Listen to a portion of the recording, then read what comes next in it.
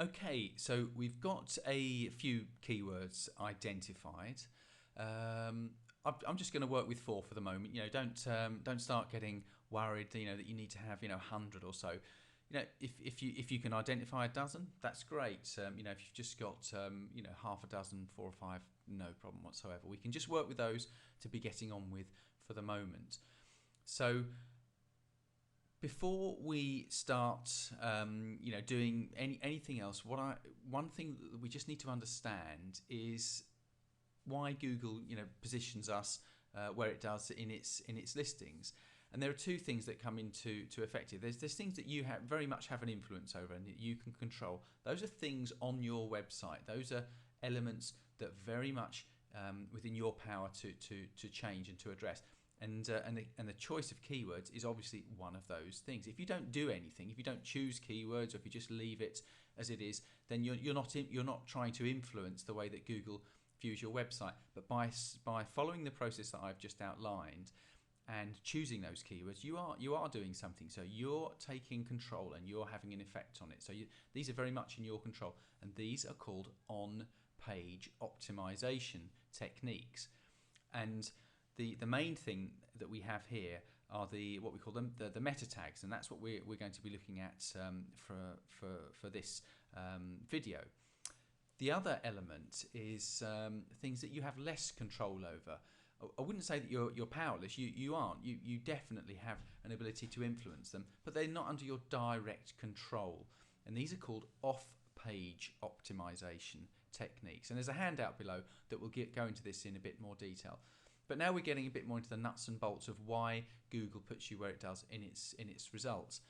And the off-page techniques, these are to do with links. You have less of a control over whether somebody links to your website. You have less control over what anchor text they will use to link to you, if indeed they do link to you. Social bookmarking as well. These are elements that are they're less under your control, but you can influence them. And we'll be showing you exactly what to do. But what I want to do today, just starting at a logical position, looking at the on-page techniques. Now, if we go back to our results page here in Google, and the first thing you'll see is that Google presents us with certain information. For example, here it presents this line here, always presents this, this particular first line here.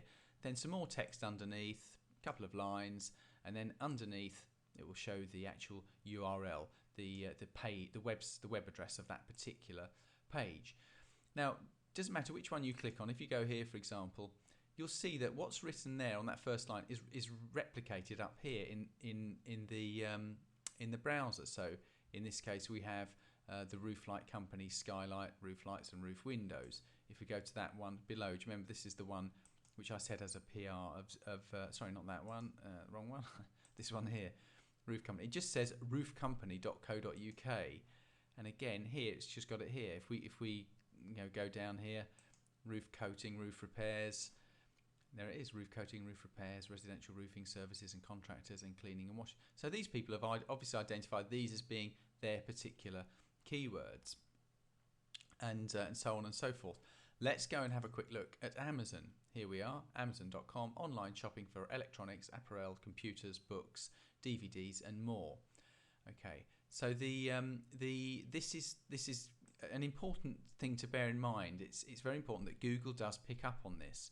Okay, now if we go here, what does it actually look like? This is the page title element. This is called. And you can actually view this in for example, Firefox. If I click on View and then Page Source, it'll come up, and here it is here, the page title element. It's a bit of HTML.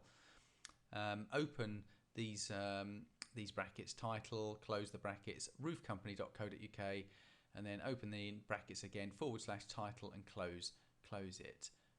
And that's all there is really to that.